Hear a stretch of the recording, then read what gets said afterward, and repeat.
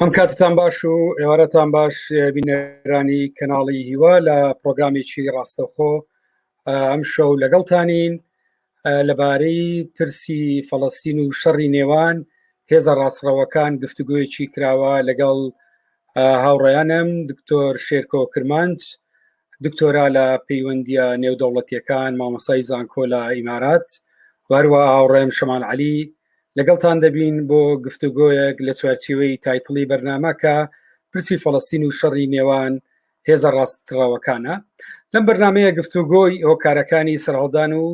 تەنکژە و قەیرانی شەڕ و کاریگەریەکانی شەڕی نێوان هێزە ڕاستڕەوەکانی فەڵەستین و ئیسرائیل و لێکەوتەکانی لەسەر هاوڵاتیان و چارەسەر نەبوون و مانەوەی پرسی فەڵەستین وەک پرسێکی مێژویی و هەروەها لە بەشی کۆتایی بەرنامەکەش گفتوگویەک لەبارەی ئەوە دەکەین کە چۆن ئێمە ئەم پرسە لە ئێستا گرێ دەدرێتەوە ئەوەی لە فەزای گشتی دەبیندرێ لە گفتوگۆی فەزای گشتی لە سوسیال میدیا و لە ڕاگەیاندنەکان و بەیاننامەی هێزە سیاسیەکان و گرێدانەوەی ئەم پرسە لەبارەی دۆزی ڕەوای گەلی کوردستان چۆنە ئایا ئێمە بە چ منتەقێک تەعامل لەگەڵ ئەم پرسە بکەین کە بەداخەوە بەپێی ئاماری نەتەوە یەکگرتووەکان بۆی شەڕەکەوە تا بە ئێستا نزیکەی 40,000 فەڵەستینی ئاوەرە بوون و هەروە 2500 کەسی دیکەش بۆی بردومانەکانەوە بێماڵ بوون و ماڵەکانیان خاپور بووە ئەوە جگە لە کوژران و شەیدبوونی زیاتر لە 200 کەسی تر. ئەوەی ئێمە لە بارودۆخی ئێستا دەیبینین جاریشتر دیمەنی شەڕ و کوشتن و ئاوارەیی لە ناوچەی فەڵەستین و غەزە دەبێتە ینی دیمەنێکی گشتی و پرسیار لێرەوە دروست دەبێت کە بۆچی لە هەڵومەرجێکی ئەمڕۆدا لە بارودۆخی ئەمڕۆدا جارێکی تر قەیرانی شەڕ دروست دەبێ بۆچی ئەم ناوچەیە قەیرانەکانی شەڕ و نائیستقرارەتی سیاسی و ئابووری و کۆمەڵایەتی بە بەردەوام بابەتێکە خۆی دووبارە دەکاتەوە. ئایا ئەم وێزگەیە ئەم بارودۆخی ئێستا دەتوانین چی ناو بنین؟ سیستەمی سەرمایه‌داری و ئیمپریالیزمی جیهانی ئێمە دەزانین بە تایبەتی لە دوای چلەکانەوە لە 48ەوە لە دوای دروستبوونی کیانێک بۆ جووەکان بنەمای ئەم دروستبوونە چییە و لێکەوتی ئەم دروستبوونە لەسەر بارودۆخی ئێستا و لە هەر لەم بەرنامەیە دەتوانین گفتوگۆ لەبارەی ڕێکەوتنەکانی تر کە بە دوای خۆیان نەیتوانی ئیستقرار بۆ ئەم ناوچەیە دروست بکە بە تایبەتی لە دوای نەوەتەکان ئەوەی پێدەوتری ڕێکەوتنەکانی ئۆسلۆ و هەروەها دواتر شەڕەکانی پێشتریش کە بە دوای خۆیە دیگە لە ماڵوێرانی و هەروەها دیگە لە هەڵکشانی مەدی دەسەڵاتی ئیمپریالیزم لە ناوچەکە چیتر ینی لێکەوتەی تری نەبوو و بەدیوێکی تریشە ئێمە گفتوگۆ لەبارەی وەبەرهێنانی سیاسی لەگەڵ ئەم شەڕە دەکەین. ئایا ئێمە چۆن ئەم بابەتە جیا بکەینەوە واتە ڕەگ و ڕیشەی قەیرانەکە و مەسەلەی فەڵەستین و هەروەها مامەڵەی هێزە ڕاستڕەوە توندڕەوەکان چ هێزێکی وەکو ئەوەی پێدەوترێ کە ناتەنیاهۆ چەندین ساڵە سەرپەرشتی دەکاتن و هەروەها حەماسیش بە دیوێکی تراکە وەکو دوو هێزی ڕاستڕەوی توندڕە و ئەمڕۆ حەماس لەگەڵ پارتی لیکۆت بەبەردەوام ئیسمار بەم بابەتە دەکەن ئەمە لە کاتێکدایە کە ئەم حەماس و هەروەهام بزوتنەوەی فەتح و هەروەهام حزبەکەی پارتی لیگۆت لە قەیرانێکی گەورەدانا چ لەبارەی پێگنێنانی کابینەکانی حکوومەت لە ئیسرائیل و هەروە چ لە هەڵکشانی مەدی گەندەڵی و کێشەکانی تری پەیوەند بە ئیشکالێتی دەسەڵات لە فەڵەستین کە هەندێک جار ئەو نمونەیە ڕەفت دەکرێتن کە نمونەی هەرێمی کوردستانیش لە هەندێ ڕۆوەوە دەتوانین لە زۆر خاڵی هاوبەش ببینین. پێشەوەی گفتوگۆ لەبارەی ئەم بابەتە بکەین چەند دقەیەکی بەرنامەکات بۆ قسەکردن لەسەر ئەم ڕووداوی ئەمڕۆ لە شاری هەولێر ڕوویدا تەرخان دەکەین کە وەکۆی ئاگدارن بەداخەوە ئەمڕۆ لە شاری هەولێر گەنجێکی کرێکار کە تا دوێنێ کرێکار بوو بەڵام ئێستا بێکارە بەهۆی گەنجێکی ڕۆژهەڵاتی کوردستان، گەنجێک کە بە دیوێکە لەژێر سەبر و زەنگی دەسەڵاتی قودسی ئێران دێ ئاوارەی هەرێمی کوردستانە بێ و لە بارودۆخێکە ڕوبەڕووی بارودۆخەکەی دەگاتەم ئاستەی کە لە ڕووی ئابوووریەوە پەنا بباتن بۆ ئەوەی کە ئاگر لە جەستەی خۆی بەربداتن کە دیمەنەکە لە بەردەم بارەگای نەتەوەی گرتوەکان بوو. ئەم بابەتە ئۆکۆ ئێستا دەبینین یعنی کاردانەوەی جۆرا و جۆری بەخۆیە بینیوە. بە دیدیمێن ئەم کاردانەوەە لە ڕاستیە بەبێ ئەوەی فۆکس بکرێتە سەر ئەسلی مەسلەکە کە هەڵکشانی جیاوازی چینایەتی، قوڵبوونەوەی نەعەدالەتی کۆمەڵایەتی، بەرزبوونەوەی هەژاری، خراپتربوونی بارودۆخی ژینگەی کار لەسەر ئاستی جیان و بە تایبەتی لە ڕۆژهەڵاتی ناوەڕاست و ئەم ناوچەیە لە زمنی ئەوەش بە تایبەتی بۆ کەمینەکان و بۆ ئاوارەکان و بۆ ئەوانەی ئاوارە دەبن بارودۆخەکە چەندین قات زیاترە. ئێستا فۆکسی با بڵێن ڕاگەیاندنەکان بەجێ لە جۆرەکان لەسەر ئەوەیە کە بۆچی ئەم ڕۆژنامە نووسا وەکو حاڵەتی شخصی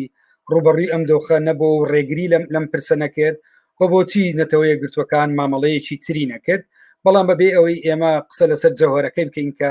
ئەمە وەکو نەتیجە ئەمە چ بارودۆخێکە ئەم نەتیجەیە دروستەکە و پرسیارێشت لە ڕاستیە ڕوبەڕوومان دەبێتەوە ئایا ئاشتی بێکەوە ژیان ئەوەی پێ دەوترێ ئیستقراریەت بەبێ عەدالەتی کۆمەڵایەتی بەبێ یەکسانی ممچینە؟ ئەمە پرسیارێکە لە ڕاستیە یەکێکە لەو پرسیارە ئاڵۆزانەی کە بە بەردەوام ژیان ڕوبەڕوومان دەکاتەوە. دکتۆر دەمەوێت تێگەیشتنی خۆت لەسەر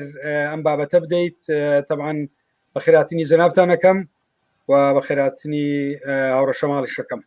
گەرم کە دکتۆر. زۆر سپاس کاک هیوا هەم بۆ ڕێخستنیان بەرنامەیە هەم بۆ پێشەشە. ئەوە ڕاستی بێ من ئەگەر لەسەر ئەو پرسی ئەو خۆستاندنی ئەو گەنجەی ئەمڕۆکە لاولێ خۆشتان و قسەکەم من پێم وایە نیشانەی ئەوەیە کە کۆمەلگەی ئێمە یان هەرێمەکەی ئێمە لە قەیرانێکی سیاسیدا، لە قەیرانێکی ئابووریدا، لە قەیرانی کۆمەڵە قەیرانی کۆمەڵایەتی هەیە، بەڵام لە پاڵ ئەمانیشدا قەیرانی ئەخلاقیشی هەیە. یعنی کاتێک کە گەنجێک پاڵنەری خۆستانەکەی بێئیشیە یان ناعەدالەتیە، هەموو ئەوانە هۆکارن کە بەخۆشی لە قسەکردنەکانی قسەی لەسەرەوە کرد کە هۆکاری ئەوەی چێ هۆکاری ئەوەیە کە کەس بە دەهانایەوە نایە، کەس بە دەنجیەوە نایە، کەس گوێ لێ ناگرێ. ئینسانیش کە تووشی ئەم حاڵەتە دەبێت دی تووشی ناومێدی دەبێت، کە تووشی ناومێدیش دەبێت لەوانەیە بیر لە کۆتایی هێنانی ژیانی خۆی بکاتن. بەڵام ئەمە لە ڕووی با بڵێن ئەگەر بۆ ئەم شتە دەسەڵات تاوانبار بکرێ یا کۆمەلگا بەگشتی تاوانبار بکرێ یان حزب سیاسیەکان تاوانبار بکرێن، بەڵام هاوکات بێدەنجی ئەو کەسانەی کە لە دەوروبەری ئەو کەسە بوون نیشانەی قەیرانی ئەخلاقیشن. ینی کۆمەلگای ئێمە کێشەی ئەخلاقی هەیە. ئەگەر کێشەی ئەخلاقی نەبێت ئینسانێکی دیکە لە پێشیدا خۆی بسووتێنێ بە هیچ شێوەیەک ناکرێ و نابێت و جێگەی قابلی قبول نییە کە تۆ تەمەشای بکەیت. بەداخەوە ئێستا کە کۆمەلگا هەر کۆمەلگای ئێمە زۆر کۆمەلگەکانی جیهان بەو ئاراستەیە دەڕۆن کە لایکی مەبەست لێرە مەبزن لایکی فەیسبووکیە یان لایکی سۆشیال میدیا هەر ئەپێک بێ لەو ئەپانە ئەوە ئاراستی دەکات. ینی لەو لەحزەیە ئەو کەسە بیر لەوە دەکاتەوە کە ئەم ڤیددیۆیە چەند لایکی بەرەکەوێت یان چیە لەکاتەوەی بیر لە بکاتەوە لە ژیانی ئینسانێک، لە پیرۆزی ژیانی ئینسانێکدا. ئێمە لە کۆمەلگای ئێمەدا بەداخەوە ینی هەموو شتێک پیرۆز کراوە، دەسەڵات پیرۆز کراوە، کتێب پیرۆز دەکرێت، شەخص پیرۆز دەکرێت، خاک پیرۆز دەکرێت، نەتەوە پیرۆز دەکرێت، ئایدۆلۆژیا پیرۆز دەکرێت، بەڵام ژیانی ئینسان پیرۆز ناکرێت. لای من تا ئەو ڕۆژە ئێمە بەو شێوەیە بیر بکەینەوە کە ژیان پیرۆز نەکرێت، کە ژینگە پیرۆز نەکرێت، چونکە ئێمە ئەو دووشتا بنەماکانی ژیان و مانا بە ژیانی ئێمە دەبەخشن، نەک دەسەڵات و نەک کەس و نەک تێکست و نەک هیچ کتێبێک. کێشەکە بە تەسەوری من لەوەدا دوو ڕووی هەیە. ڕوویەکیان کە کێشەیەکی ئەخلاقیە، ڕوویشیان کە کێشە گەورەکەی قەیرانە سیاسی و ئابووری و ناعەدالەتی و کێشەی ئەوەی کە هەڵوەشانەوەی ئەوەی کە پێی دەگوترێ پەیوەندی نێوان کۆمەلگا و دەسەڵات. پەیوەندیە کە کەسێک لێرە سوالێک دروستە بێ زۆر بە کورتی ئەگەر جوام دەیتەوە ئەوەی پێدەوترێ ئەم بە تێگەیشتنە سەر دەکێشێ بۆ بابەتێکی تر ئەویش یعنی نەمانی ڕۆحی هاودەردی با بڵێن ئەم هاودەردیە لە ئاستێکە ئەو جەنابەت باسیەکەی کە ڕاستەخۆ بەریەکەویت بەڵام ئەم ئینسانە ئیرادەی نییە یعنی ئەم هەستە دروست نابێت کە چۆن مامەڵە لەگەڵ پرسێکی ئاوا بکە و بە دیوێکی تریشە تەنانە لەسەر ئاستی کۆمەلگاش ناتواندرێ ئێمە ڕیشەی ئەم بابەتە ببینین لە هەردوو لایەنەوە ئێمە لە بەردەم چه هەڕەشیک و با بڵێن عقلی ئینسان وجدانی ئینسان لە بەردەم ئەمڕۆ لە بەردەم چه هەڕەشیکی گەورەدایە کە بەرەوەم ئاراستەیە بڕواتە ئازاخە من ینی ئەوەی کە من بە قەیرانی ئەخلاقی دادنێم تۆ مەسەلەن دەیجێڕێەوە بۆ پرسێکی با بڵێن دیکە یان بە شێوەیەش کە تعبیری لێ دەکەی من پێم وایە هەمان شتە مەسەلەن نەبوونی خەمی گشتی کاتێک کە دەسەڵات یان کۆمەلگا بەگشتی لە خەمە گشتیەکانەوە تەمەشای پرسەکان ناکە بەڵکو پرسی تایبەتی مەسەلەن دەسەڵات بیر لە مانەوەی خۆی بکە یان دەسەڵات بیر لە مانەوەی کوڕەکەی بکە یان ئامۆزاکەی بکە یان دەسەڵاتێک کە خەمی هاوڵاتی نەبێ کاتێک ئەمانە نابێ ئیدی ئەسڵەن ئەمانە لە ناو کۆمەلگا دروست ناکرێ بەو مانایە کە یعنی دامەزراوەمان نییە پەروەردەمان نییە کە ئەم خەمە گشتەکان بکەنە خەمی هەمومان مەسەلەن کاتێک کە کەسێک بێکار دەبێ ئێمە بیری لێ بکەینەوە کامە کەسە تەمباڵە لە جیاتیەوەی بیلەوە بکەینەوە کە ئەی باشە مەسئولیەتی من لە بەرابەر بێکاربوونی ئەم کەسە چییە ئەمانە کاتێک دروست نابێ ئیدی کەسەکە کە خۆشی دەسووتێنێ گوێ پێ نادا ئینسانەکە بەداخۆ ئێستامە لە هەر وڵاتێکی دیکە با مەسەلەن لەوانەیە دەنگدانەوەی زۆر زیاتری دەبوو لەوە خۆش گوتنی لەوانەیە پرسیار زیاتر لەسەرەوە بکرابە کە قسە لەسەر هۆکارەکانی پشتوتانی کەسەکە بکرێ نەک قسە لەسەرەوە بکرێت کە با بڵێن ئەم کەسانە ئەوانەی دەوروبەری بێدەنگ بووینە مەبەستمان لێرە ڕۆژنامە نووسەکانن کامرەمانەکانن یان هەر کەسێکن بەڵام من ئەوانە هەمووی بە کۆی گشتی وەک یەک دەبینم چونکە ئەوانە لەو کۆمەلگایە دەژین لە ژێر هەیمەنەی ئەم دەسەڵاتەدا دەژین دەسەڵات کاتێک کە کورد دێنێ ڕۆژنامە نووسیش کورد دێنێ دەست خۆش دکتۆر شەماڵ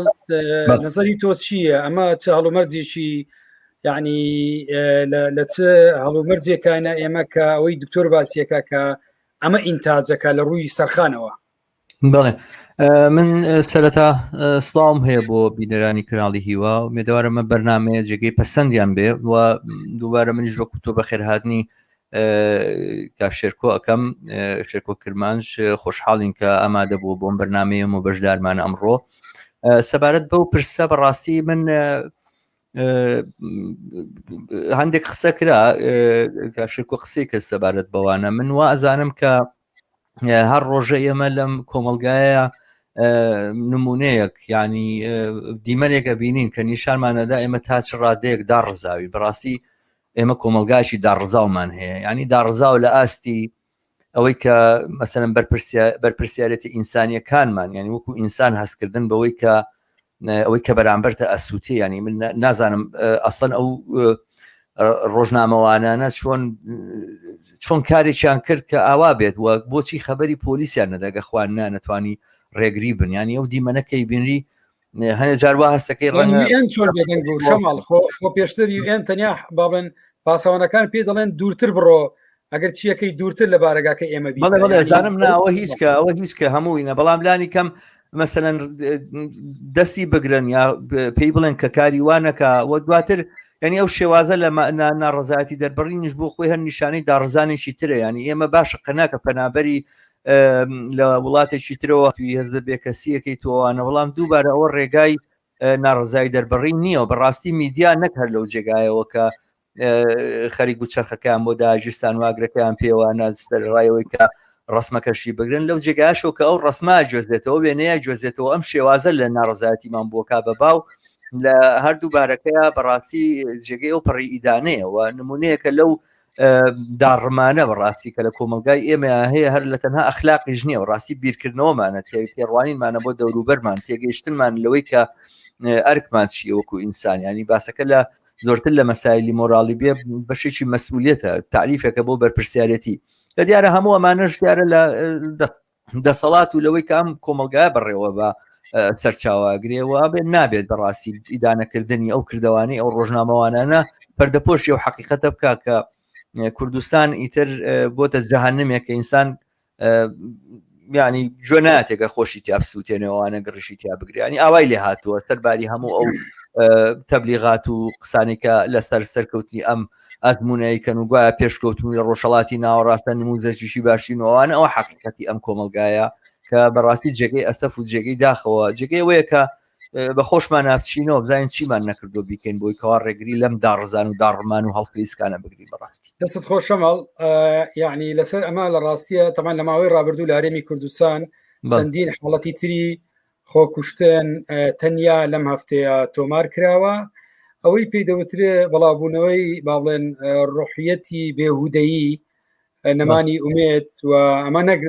ینی با بڵێن حاڵەتێک کە بۆتە دیاردە ئەمڕۆ لە کوردستان ئەمە دابڕاونیە لە ڕاستیەکەوەی لەسەر ئاستی دنیاایە و دەکرێمە لە ڕاستیە لە بەرنامەی ترە بە چڕی ئێمە بتوانین گفتوگۆ لەبارەی ئەم بابەتە گرینگەوە بکەین کە بابەتێکە ڕۆژانە ئێمە بەریەکەوین چ لە کاتی قسەکردنە لە جێگای ئەوەی کۆمەلگا ببا خۆی پەنا بباتن بۆ خۆڕێخستن و بۆ بەرەنگاری بەشێکی ئەم بژاردەیە هەڵە بژێری ئەو بەمانەی ئەوە نییە کە بەشێکی تا بە ئێستا لە حاڵەتی بەرگری و با بڵێن ڕوبەڕووبوونەوە نەبێ داخلی تەوەری دووەم مەبین ئێمە لەسەر تەوەرە لەسەر ئەمە تەنیا ویسبان ینی گفتوگویەکی کورتی لەبارەوە بکەین بێگومان لە داهاتووە لەسەرم بابەتە بە چڕی قسە ئەەکەین دێنەوە سەرتەوەری خۆمان کە پەیوەندیدار بوو بە پرسی فەڵەستین و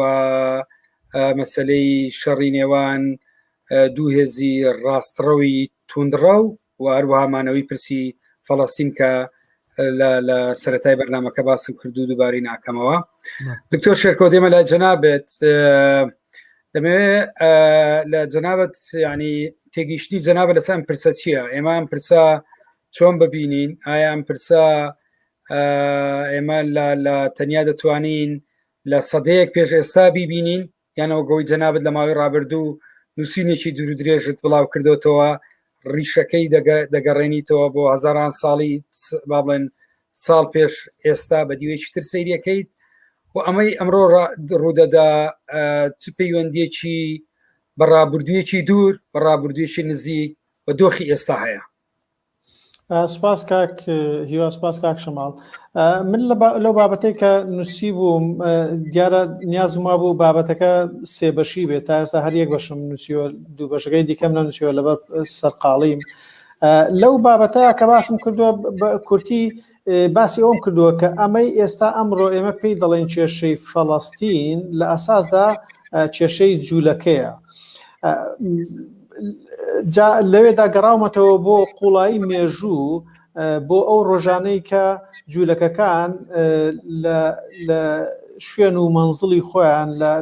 با بڵێن لەوەی کە ئێستا پێدەگوترێ فەڵەستین یان ئیسرائیل هەڵدەقەندرێن و دەهێنرێن بۆ دەوروبەری بابل ئەو کاتێکە لەژێر دەسەڵاتی بابلیەکان بۆ مەبەستم یا نەبخوزنە سەر دایانهێنەی بۆ ئەوێ لەوێدا من باسم لە کۆمەڵێک کێشە کردووە لەوەی کە با بڵێن کەڵەکەبوونە و بوونەتە مایەی سەختبوونی چارەسەرکردنی کێشەی فەڵەستین لەوێدا باسی ئەوەشم کردووە کە دواتر جوولەکەکان بە هۆکاری ئەوەی کە لەلایەن چەندین دەسەڵاتی ناوچەکە دەسەڵاتی بابلیەکان نەبخوزنە سەر بێت دەسەڵاتی ڕۆمانەکان بێت دەسەڵاتی فرعونەکان بێ چ دەسەڵاتی ناویچە لەسەردەمی شەڕی خاسپەرستەکان دەسەڵاتی موسڵمانان بێ یا دەسەڵاتی مەسیحیەکان بێ هەر هەمیان بە شێوەیەک لە شێوەکان غەدرێکی گەوریان لە جوولەکەکان کردو و جوولەکانیان لە زێد و مەفتەنی خۆیان ئاوارە کردو و پەرش و بڵاوی دنیا بوونەتەوە ئەم پەرش و بڵاو بوونەوەیان بە دنیادا و دواتر بە تایبەتی لە سەدەی 19 جوولەکان کە هێندە پەرش و بڵاو دەبن بە تایبەتیش لەلایەن مەسیحیەکانەوە زۆر دەچەوسێندرێنەوە تەنانەت دەگاتە ئاستی ئەوەی کە بە زۆر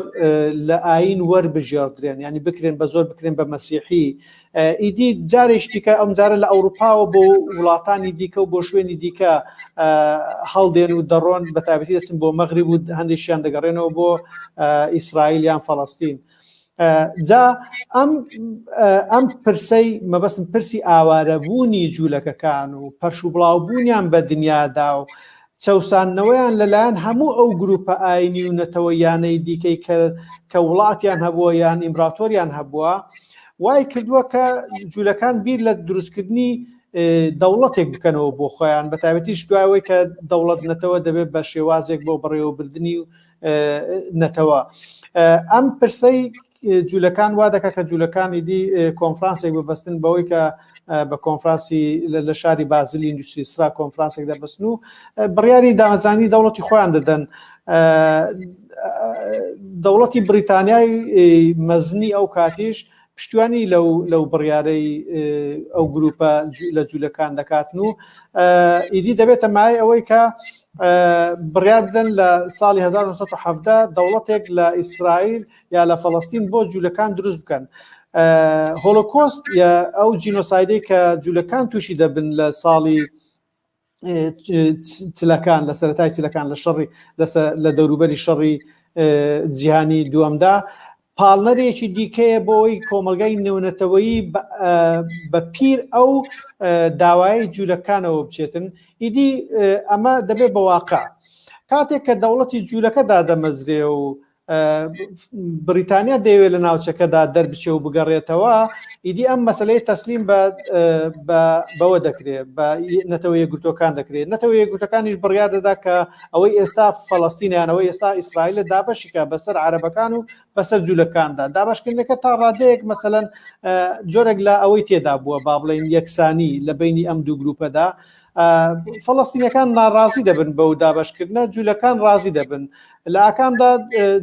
لاکانی ئەم ناڕازی بوونە با نەڵێن خەتای ئەو بۆ یان خەتای ئەو بۆ شەڕ دەقەومێ کاتێک کە شەڕ دەقەومێ لەبەر ئەوەی جوولەکان ئامادەتر بوون هێزی سەربازیان هەبوو ڕێکخراوتر بوون توانیان فەڵەستینەکان لە زۆر شوێنی دیکەشە دەرکەن لەوەی کە با بڵێن تێدا دەژیان ئیدی ئەم دەرکردنەی بە میلیۆنانی فەڵەستینیەکان بۆ دەرەوە لە ساڵی 1948 پرسی ئەوەی کە من پێی دەڵم پرسی جوولەکە دەکا بە پرسی فەڵەستین چونکە تا ئەو کاتە شتێکی بەو شێوەیە نەبووە کە بەناوی پرسی فەڵەستینەکان بێ بۆ چارەسەرکردنی پرسێک بەداخەوە پرسێکی دیکە دروست دەبێت کە پرسی فەڵەستینەکانە من لە بەشی داهاتوودا دەمەوێت قسە لەسەرەوە بکەم کە ئیدی دوو ئاراستەی سەرەکی لە ئیسرائیل دروست دەبن یەکێکیان لەگەڵ چارەسەری پرسی فەڵەستینە یەکێکیان لەگەڵ چارەسەری پرسی فەڵەستین نییە بەداخەوە ئێستا لەم لەحزەیەدا کە ئێمە قسەی تێدا دەکەین ئەو ڕاستڕەوانی کە تۆ بە ڕاستڕە و ناوت بردن ئەوانە باڵادەستن لە ئیسرائیل بۆیە پرسی فەڵەستین هێندەی دیکە لە ماوەی چەند ساڵی ڕابردوودا بە ئاراستەی توندوتیژی ڕۆیشتووە بە ئاراستەی دوورکەوتنەوە لە چارەسەرکردنی پرسی فەڵەستین ڕۆیشتووە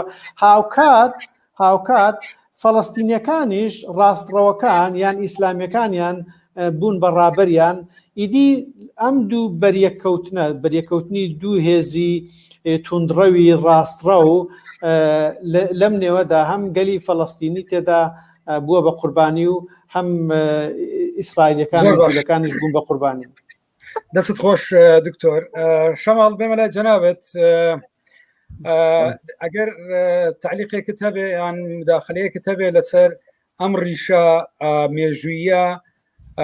باشە ئەگەر نادەمەوێ قسەیەک لەسەر ئەو بارودۆخە بکەین کە جارێکی تر ئەیرانی شەڕ دروستەکاتەوە کەرەمکە و من ڕاستیەکەی بتەوێت لەگەڵ ڕێزما بۆ ئەو باسانەی کە دکتۆر کردی گۆشەیەکی زۆر گەورەم لەگەڵ ئەو بیر و بۆ چوونانەیە هەیە کە پرسی فەڵەستین ئاوا ئەم ڕیشە مێژووی و 1000 ساڵی ئەوانی بۆ دۆزێتەوە چونکە گەر ئاوا بێت مەسەلەن ئەگەر ئەو منتیقەی کە ئێمە لە جوولەکەکانە ئەیبینینەوەوانە تەطبیقی بین بەسەر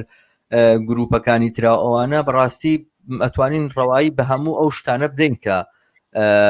هەموو ئەو شەڕانە بدەین یانێ بێ وەختە زۆر مەمنون و سپاسگوزار بین کە تەنها یەک ئیسرائیلمان هەیە ئیسرائیل دروست دەکرێەوە دەوڵەتە ئیمپریالیستەکان ئەو عەدالەتەیان نییە کە ئیسرائیل ترمان لە ناوچەکەیە بۆ دروستکەن چونکە بەڕاستی ئەگەر وابێ بۆ نمونە بەشی زۆری ئەو ناوچەیە ئێستا پێوترێ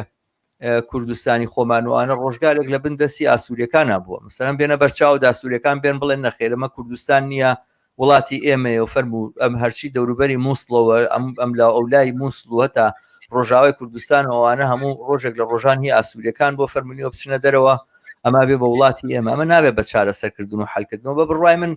ڕێگ و ڕیشەی مەسەلەی فەڵەستین بۆ ناگەڕێتەوە جارە خودی ئەوەی ئەو چیرۆکانەی کە من دیارەزانم دکتۆر لە چ ڕوانگەیەکەوە قساکەوە بەشێکی زۆری یعنی هەتاکو بەداخەوە ئەکادیمیای دنیا و ئەمانام چیرۆکەی بایبل وەم چیرۆکەی لە ناو کتابی مقدسای وەکو خۆی قبول کردووە و مەسەلەن ئەوەی کە میلەتی جوولەکە چۆن بۆ چۆن هاتووە گوایە شعبێکە و هەم دینە و هەم شعبەوە ئەمانەی قبول کردو لە حاڵاتێکە کەوا نییە دینی یەهودی وەکو دینی ئیسلام وەکو دینی مەسیحی تا ماوەیەکی دوور و درێژ دیرێکی تەفشیری بووە مەسەلەن ئەگەرەوە هەمووی یەک عنسورە و یەک ڕیسە و یەک ڕەگەزەوەمانە بۆچی یەهودی ڕەشمان هەیە ڕەشپێسمان هەیە بۆچی یەهودمان هەیە لە چاینا لە سین مەسەلەن بەشێک لە تایفێک لە چینەکان سربەدیانەتی یەهودین بە بڕوای من ئەوە دروست نییە یا ئەو چیرۆکە کە لە بایبڵا هاتۆوانە گەر باوەڕ بەوە بکەین وانە بەڕاستی ببڕۆین هەرچی کتێبەکانی ئەوەی کە سەلەفیەکانی ژێڵێن لەسەر حەدیث و لەسەرەوەی لە ڕابردووە چی ڕوویداوانە هەمووی وەکو خۆی چۆن وتراوە چۆن لە کتێبان نووسراوە قبولی کە ئەمانە بەشێکی چیرۆکن بەشێکی حکایەتن کە لەوانەیە شتێکی شەباهەتێک یاخود جوونێک عناسرێکی لە ڕاستیەوانە تیابێ بەڵام پێچ شتێکی ئیکۆلۆژی نەکراوە تا ئێستا هەتاکو مەسەلەنەوەی کاوترێ لە یەهودیەکان لە ژێردەستی میسرەکان نبوون و کۆی لەبوون و هەرامەکانم بی ناکردو بەڕاستی تا ئێستا یەک دانە علامەتی دروست و یاخودینێکی زانستی بڵێن ئەرکۆلۆژی نەکراوە کە ئەوە نیشان بە کە ئەمانە حقیقەت و ڕاستن بەرحاڵ من پێم وایە کێشەی فەڵەستین هەر لە سەردا و کێشەی فەڵەستین بووە کێشەی یەهودیەکان کێشەی ئەوروپا بووە کێشەی ئەم ناوچەیە نەبووە کێشەی ئەوروپا بۆ بە دەرەجەی یەکەم کێشەی ئەنتیساماتیزم بووە کێشەی دژە سامی بووە کە عەرەبی ژەگرێتەوە ئەمە لە ئەوروپای باو بووە لە ئەوروپا بەشێک تێکەڵ بووە هەتا لەگەڵ مەسەلەی ئەوەی کە یەهودیەکان پیشیان چی بووە چۆن لە مەجای بنووکەوانەیە کاریان کردووە و بەحساب بۆیان حرام نەبووە ڕیبا وەرگرن لە کاتێکە بۆ مەسیحەکانە و کارە زۆر ڕەوا نەبووە کاری هینیان کردووە مەسەلەن کاری ئیستثماری مالیان کردووەمان و تێکەڵ بۆ لەگەڵ ئەم مەجموعە مەسائلانەیە و جۆرێک ڕقێک لە ئەنتیساماتیزم وەسەر لە ئەڵمانیا لە سەردەمێکە تاعون بڵاو بۆتەوە خەڵکی کوشتەوەوانە و توانەمە خەتای یەهودیەکانە موامەرەی ئەوانە ئێمە چ ڕەبتی هەیە بە ڕۆژهەڵاتی ناوەڕاست و بۆی کەوان لە فەڵەستین دەرکراون ئەوان لە فەڵەستین دەرکراون ئەو تعاملەی کە ئەوروپا لەگەڵی کردوونەوە ئەنتیساماتیزمە کێشەیەک بۆ کرا لە ئەوروپا حەل بێت جا بۆ معلوماتی هەموو بینەرانیش ئەو وەختەی کە باسەکە سەر هاتەوەی کەوا وەتەنێکی قومی لە فەڵەستین دروست بێتەوەوانە یەک دوو احتیمالی تریشە بۆ یەکیان ئۆغەندا بۆیان ئەرجەنتین بوو ینی باسەکە لەسەرەوە نەبوو ئیلا ئەبێ لە فەڵەستینە بێ بەڵام ئەوەی کە هاتە فەڵەستین و لە فەڵەستینە ئەمەدانرا ئەمە یەک پرۆژەیەکی ئیستیتانی ئیمپریالیستیانەیە بۆ کۆنتترۆلکردنی خۆرهەڵاتی ناوەڕاست بۆ چاندنی دوومەڵێک لێرە کە بەڕاستی لەو ڕۆژەوە کە دروست بۆ ئەوانە ڕەگەزپەرستی فاشیزم بڵین دوژمنایەتی ئەویدی دوژمنایەتی ناسیۆنالیستیانە و قەومیانە تێکەڵ بەم ناوچەیە بووە پێش دروستبوونی ئیسرائیل هەموو ناسیۆنالیستەکانی ئەم ناوچەیە زۆر ئەلمانی بوون لە دوای دروستبوونی ئیسرائیلەوەیە کە ناسیۆنالیزمی عەرەب ئەوە نەیتر بەرەو ئیسلام ڕاکێشرێ و ناسیۆنالیستەکانی تریش بە جۆرە لە جۆرەکان مساوماکەن لەگەڵ ئاینە و لەگەڵ ئاینە ڕێگەکەونەوە ئەمانە ینی کاریگەری دروستبوونی ئیسرائیل هەم لە ڕووی بڵێن ئەو پرۆژە ئیستعماریەوە کە بووە هەم لە ڕووی کاریگەری ڕۆژهەڵاتی ناوەڕاست کارەساتێکی گەورە بووە و ئەوەی کە ئێمە هەمانە لە ئیسرائیلە ئێستا ڕژێمێکی ڕەگەزپەرستە کێشەی فەڵەستینەکان هەرەوە نییە کە عەرزەکانیان داگیر کراوە کێشەی فەڵەستینەکانەوەیە وڵاتێک لەم ناوچەیە دروست بووە کە لەسەر ئەساسی تەوەسع بیناکراوە هەویەتەکەی ناسنامەکەی بڵاوبوونەوە و فراوانبوونەوە و داگیرکردنی شوێنی ترە یعنی مەسەلەن کەسێک بە من بڵێ حدودی ئیسرائیل بەپی دەستوری ئیسرائیل کە نیانە دەڵێن دەستوریاندارە ناوە تا ئێستا لە ئیسرائیل شتێک نییە بە ناوی دەستوری ئیسرائیل حدودی ئیسرائیل کوێیە کەس نازانێت خەونەکەیانەوەیە لە فوراتەوە بۆ نیل و ئەمە ئەیانوێت جێبەجێکەن بەڕاستی هەر بۆیە سنووریش بخۆیان دیاری ناکەن باشە ناوچەیشان بەدەستەوە گرتووە ئەم هەموو خەڵکان خسۆتە ژێر تەمان ئێستاوازانن بەسەر بەشێکی کەمی ئیسرائیل عەرەب و بەشێکی زۆری ئیسرائیلی وانە 7 ملیۆن بە 7 ملیۆنە باشە بەڵام ئەوانەی کە 7 ملیۆنە فەڵەستینیەکەن 3-4 دانە هەویان هەیە لە زەپەی غەربی جۆرێکە لە قتاعی غەزە جۆرێکە لەو وڵات شارانی کە لەژێر دەستی ئیسرائیلە لە 48ەوە جۆرێکە لە قودسا جۆرێکە یعنی 4 دانەیان هەیە بەڵێ سیستەمێکی لەم بابەتەیە کە لە ئیسرائیل دروست بووە ئەمە کێشە و ئەساسی گرفتەکانە نەگەوە خۆش من لەو بەشە مێژویە لە ڕاستیە ینی دوو تێگەیشتندرا ڕەنگە بڕێک لە ینی بتوانین لێرە دەستمان بگا لە بڕێک لە ینی مەوزوعیت بوون ببینن بەڵام من جگە لەم حاڵەتە مێژویەی ینی من چ لە حاڵەتە دینیەکەی یان لە دەرەوەی حاڵەتە دینیەکە یان لە دەرەوەی بابەتێکی ئایدۆلۆژی یان بابەتێکی مێژویی دەمەوێت قسە لەسەر پرسی ینی ئەم چۆن بە دوای ئەم بابەتە بگەڕێن ڕێشەی ئەم بابەتە لە مەسلەی کۆلۆنیالیزمەوە و مەسلەی داگیرکاری کە لەم ناوچەیەکێکە لەو بابەتانەی کە ینی مەسلەیەکە چ بۆ ئێمە لە ڕاستیە ینی بابەتێکە کێمە قوربانی ئەم بابەتین و چ بۆ فەڵەستین و چ بۆ ئەرمەنەکان ئەمە بابەتێکە من پێم وایە دەرئەنجامی ئەمەیە کە ئێستا دەیبینین و ئەمە بە درێژایی مێژوو بە تێگەیشتنی من یعنی لێکەوتەکانی بە دوای خۆیان لە ئاستی جۆرا جۆرە ئێمە ئەم لێکەوتە دەبینین کاتێک کە تێکەڵاو دەبێ لەگەڵ بارودۆخی تر و بە تایبەتی ئەگەر ئێمە قسە لەسەر جەوهری ڕێکەوتنەکان و گۆڕانکاری لە بڵانسی هێز لەسەر ئاستی کۆمەلگای ینی نێودەوڵەتی لە دوای شەڕی یەکەم و شەڕی دووەمی جیهانوانە بکەین ئێمە بە دوای خۆیان کۆمەڵێک ڕێکەوتنامە دەبینین و ئیتفاقی دەبین کە هیچی ناتوانێت جۆرێک لە ئیستقراریەت یعنی ئەم پرسیارە ڕوبەڕوومان دەکاتەوە و چارەسەرکردنی ناکۆچیەکان بە ڕێگای ئاشتەوایی و قەیرانی شەڕ چارەسەر بکاتن ئەم پرسە لە بارودۆخی ئێستاە بە تێگەیشتنی من یعنی دەتوانین لە چەند ئاستێکی ترە ئێمە بە دوای بگەڕێن جگە لە حاڵەتی یعنی مانەوەی ئەم پرسە وەکو پرسێکی ئیمپرالزمی لە ناوچەکە حاڵەتی دووەم کە لە سەرەتای بەرنامەکە وەکو تایتڵی بەرنامەکە ئێمە باسیەکەین ئەویش مەسلەی هەڵکشانی مەدی هێزە ڕاستڕەوە توندڕەوەکانە کە چ لە ناو فەڵەستین لە دوای نەمانی ڕۆڵی بزوتنەوەی فتح لە ڕاستیە کە ئێستا ڕۆڵێکی گەورە ینی بەشی زۆر لە ڕۆڵەکە حەماس دەبینی بە کاریگەری مەدی ئیسلامی سیاسی و مەسلەی ئەم مەدەیکە لە ئیخوان بەگشتی لە ناوچەکەیەتی بە تێکەڵاوبوون لەگەڵ ئەو کارتانەی کە قوتبەکانی مەزاهبی ئیسلامی لە ئیماراتەوە بۆ هین بۆ ئێرانەوە ینی ئێمە دەیبینین ئەمە بابەتێکە چەند ئێمە قسە لەسەر بەدیدی من قسە لەسەر ئیسرائیل بکەین قسە لەسەر ئیمپرالزم بکەین لە دوێنێەوە کە ئەوەی ئەم ڕۆژ ناتوانین دای ببڕین لە هەمان حاڵەتە من پێمان دەبی بە دوای ئەم هۆکارەش بگەڕین کە ئێستا دەسەڵاتی فەلەستینی و ئیشکالیەتی دەسەڵات لەناو لە فەڵەستینە لە ڕاستیەکە لەو بابەتانەی کەمتر خەتابار نییە کە ئەمڕۆ ڕێژەی گەندەڵی و ڕێژەی نەعەدالەتی و ڕێژەی نائومێدبوونی خەڵک لە ڕاستیە بە مەسلەی تەحەزوب و بە مەسلەی بەدیهێنانی کۆمەلگایەکی تر ئەمە وای کردووە کە هەزارەها خەڵک باوەڕی بەم ئەزمونە نەمێنێ و ئەمڕۆ سەرقال بکرێ بە جۆریی تر بە زۆر بە ئاسانی ئەمە هام بدرێت کە بۆ ئەوی بە جۆری شتر مامەڵە لەگەڵ ڕووداوەکان بکە و ئیستغلال ڕووداوەکان بکە بێگومان ئەمە ئەگەر ئامان ئەم دیدا ئێمە بگوازینەوە بۆ ناتەنیاهۆ و بۆ ئەزمموی چەندین ساڵی بە تایبەتی ئەوەی پێدەوترێ مەدی ترامپ لەو چەند ساڵی ڕابردوو کە هەڵکشا من دەتوانم ینی ئەمە ببەستمەوە کە ینی ئەمە ناتوانین دا ببڕین لەو مەدا و کاریگەریەکانی هاوکات لەگەڵ قەیرانەکان لە ناو خودی حزبەکەی ناتەنیاهۆش کە ئێوە دەزانن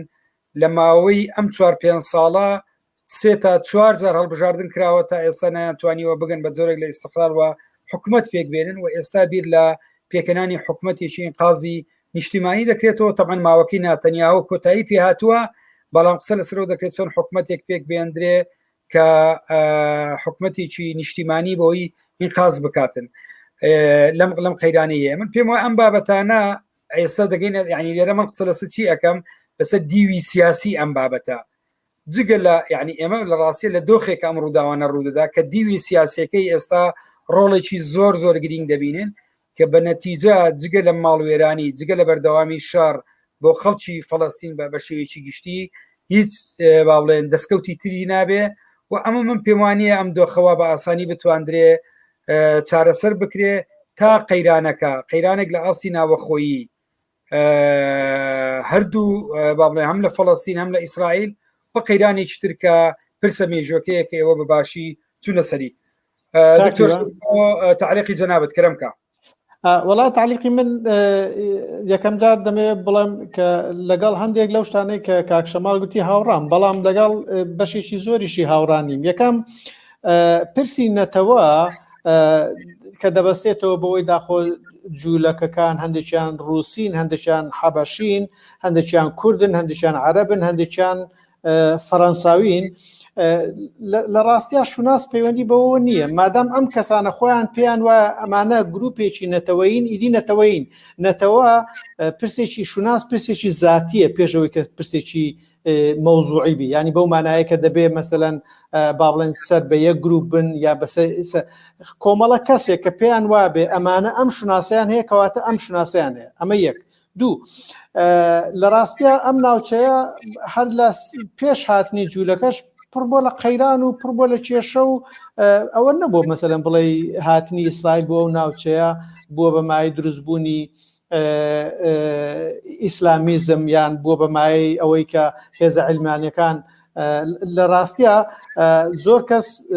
من یەکێکم لەوانە زۆر کەس باسی ئەوە دەکەن کە یەکێک لە هۆکارەکانی سەرهەڵدانی ئیسلامیزم لە ڕۆژهەڵاتی ناوەڕاستدا هۆکەی دەگەڕێتەوە بۆ شکستی هێزە عەلمانیەکان لە پرسی چارەسەرکردنی پرسی فەڵەستیندا. ئەمە یەک. دوو، لە ئیحقاقی عەدالەتی کۆمەڵاتیە لە ناوچەکەیانە، یعنی نەبوونی شکستی هێزە عەلمانیەکان کە بۆ ماوەیەکی زۆر بەتابەتی لە دوای پەنجاکان و دوای ڕزگاربوونی ئەو وڵاتانە عێراقە مەسەلەن با بڵێن مەسرە، لیبیایە، سووریایە، من ئەوە ناڵێ بکەوانە هێزی ئەلمانی بوونیان نا بەڵام ئیدعای ئەلمانێتیان کردووە، یان هێزێک بوونەکە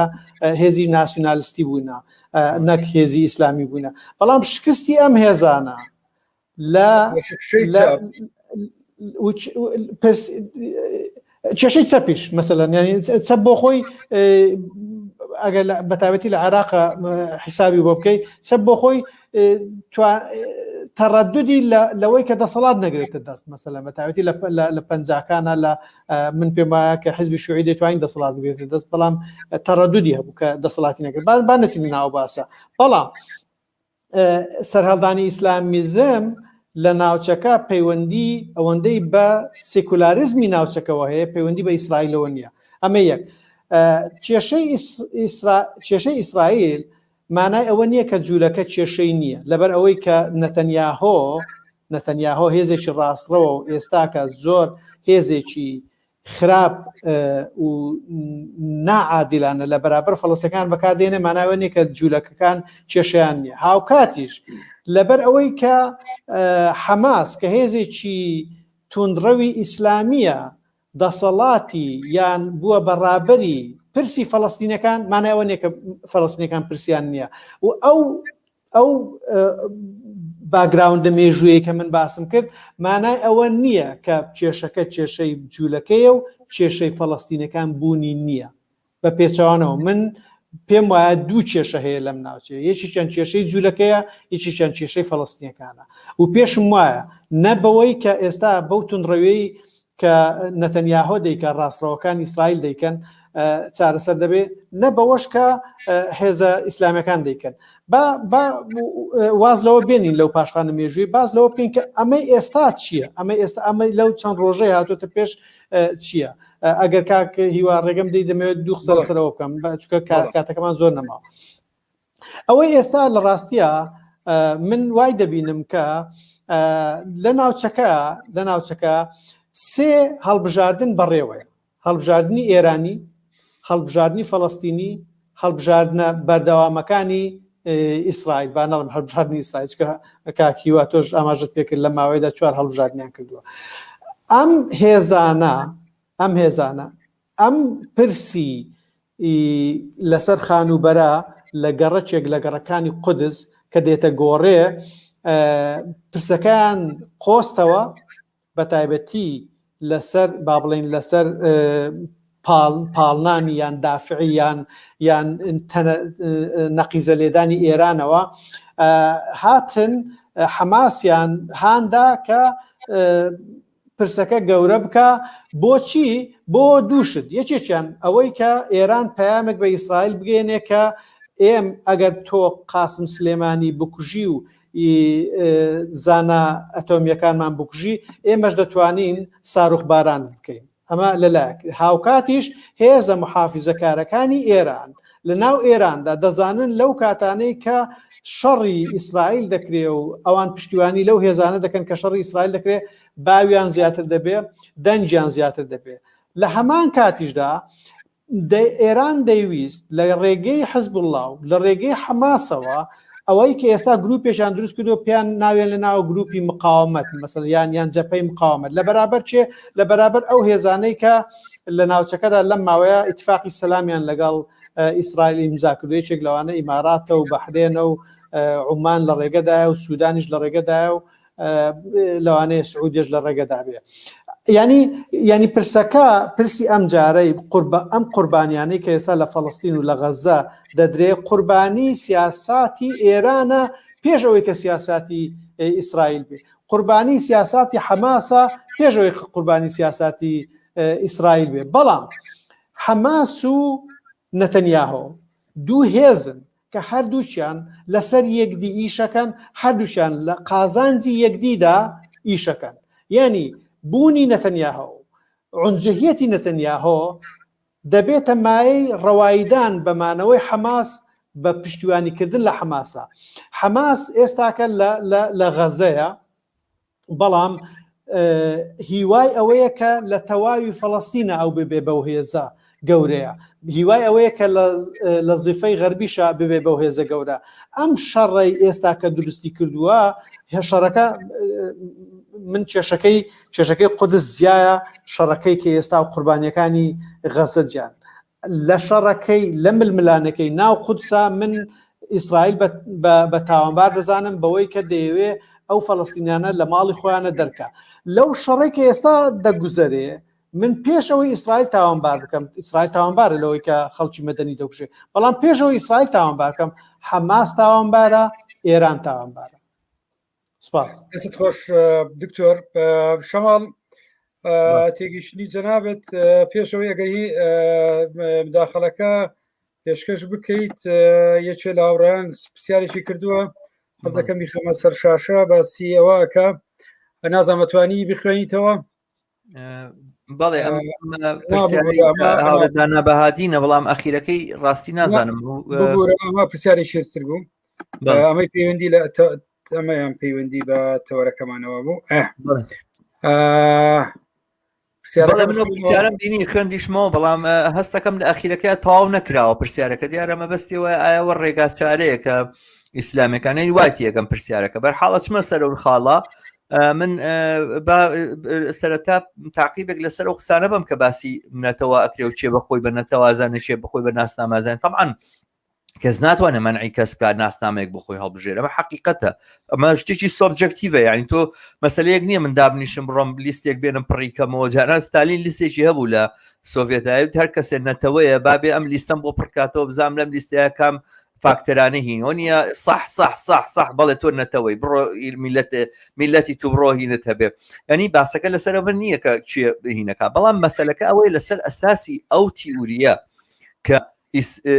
دینی یەهودی و نەتەوەی یەهودی یەکشتن لەسەر ئەساسی ئەمە پرۆژەیەک دامەزراوە، باسەکە لەسەر ئەوەیە، یعنی کاڵێ تەشکیل وەتەن قەومی لليهود کە تیودەر هێرتزل داوایەکە دروستکردنی نیشتیمانێکی نەتەوەیی نیشن ستیت بۆ یەهود و ئەوانە قسە لەسەرەوەی ئەساسەن ئێمە گروپێکی نەتەوەیین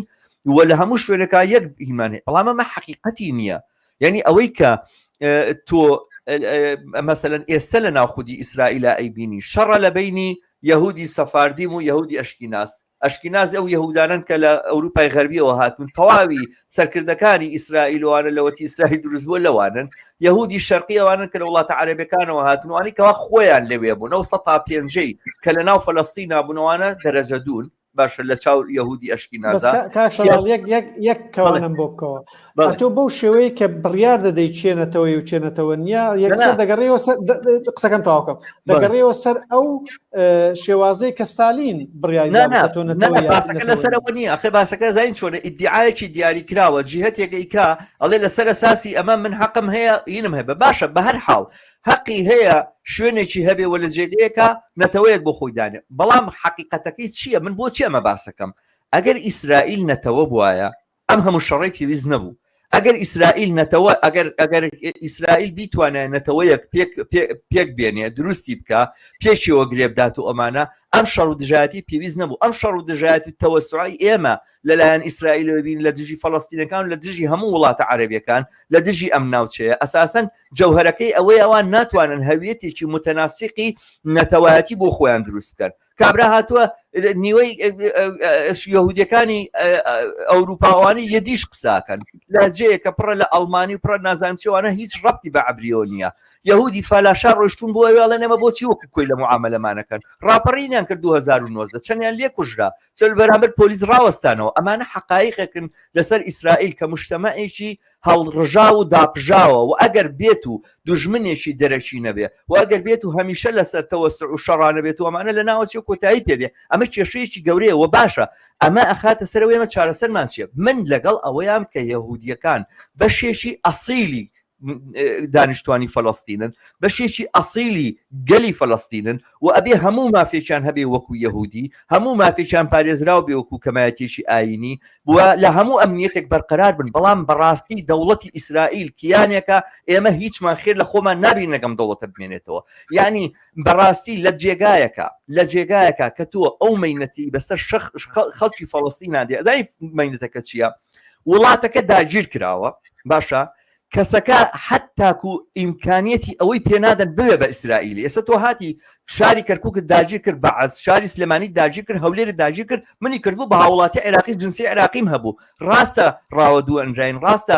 ماڵیان پێبارەکردین ڕاستە بەڵام سەرنجام تۆ هاوڵاتیشی عێراقی بووی کابرا چەند ملیۆن ئینسانی خستۆتە زیندانێکەوە قطاعی غەزە زیندانێکە قطاعی غەزە هەمووی کۆیکەیتەوە ئەوەنە نییە کە بەشی 100,000 ئینسان کە 2 ملیۆن بەشەری تیا ئەژی نەکاری تایە نە خەستەخانی بەڕێک و پێشی ئیشەکە نە تعلیمی بەڕێک و پێشی ئیشەکە لەسەر مساعدات ئەژی هەمووی ئاوارەی کێیە ئاواری 68 لە 68ەوە ئاوارە بۆ لەوێ دانراوە باپیری گەورەی لەوێ بە ئاوارەی هاتۆتە ئەو منتیقەیەوە